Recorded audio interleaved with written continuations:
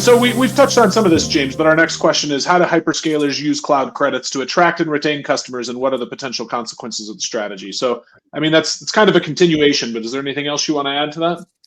So I think obviously that's initial attraction for using certain providers, and it's promoted within the ecosystem, whether you're a venture-backed business or even bootstrapped, you can effectively get access to credits of some nature. And actually, if you are a VC-backed business, you get even more, and that can continue for the first, I've seen companies 4 years down the line still consuming cloud credits, and they tend to kind of cycle through different providers as well. But it's really that main attraction, and it is fairly generous at the beginning, particularly with some of the hyperscalers. And from that, the expectation is that you then use, maybe some of their proprietary tools, like platform native tools, which ultimately deepen your reliance on that specific provider. And so with limited barriers to that being used, you can often find that customers get themselves entrenched and they're using lots of different services. Even for companies that are sort of 2-3 years in, we've seen them with tons of sort of microservices, which make it again difficult. And in turn, obviously, they tend to then retain those customers. So where we've seen a lot of these sort of scale-up businesses, when they're rolling off the credits, the typical go-to in those instances, because it's difficult to migrate, is to renew. They obviously then ensure that they then continue to build on those specific platforms.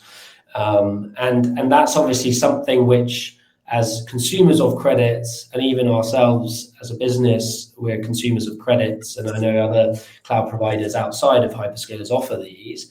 You've just got to be understanding these methods to ensure that you build in a way that's efficient, resourceful, but doesn't constrain yourself when you get to that sort of end stage of rolling off credits. And you, as Simon touched on, you get the bill shock, which for some companies can be detrimental, and even I've seen it put some companies under in terms of their P&L.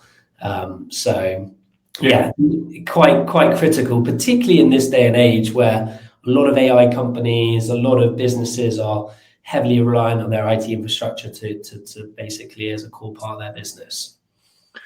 I mean, I think one interesting thing on the other side of this coin that I've also seen businesses do is, we've touched a lot on you're now locked in, and the only thing you can do is to renew, and your spend stays super high. But I've also seen organizations fall into the opposite trap, which is, oh my gosh, my cloud credits are expiring. They run to another cloud, negotiate a huge cloud credit, and then instead of building their product, they spend the next 3 months migrating everything. And then when those credits run out, they go to the third hyperscaler and try to do the same thing. And they end up in this loop of just, well, I can't afford what I've architected, period. Yeah. And so the only option that I have is to try to jump between them. And instead of building my product, I'm spending all of my time migrating between places, which is the other side of the same very bad coin. It is. I see the best companies, absolutely no question. They are saying, I'm building this architecture for portability. So I'm very conscious of what features I use, and I restrict or have none that are proprietary to the platform. So they can migrate very, very quickly. Now, that might be to another round of free credits, but that doesn't last long. You can only go round the vendors once. They're doing it for that long-term portability, that long-term ability to have optionality and to be able to negotiate, because you can't otherwise. And in fact, the slide that we just showed up again in the white paper, the three phases, the entrenched phase is the bit that lasts the longest. The vendors are very conscious that if you are not building in proprietary features, your credit phase gets reduced.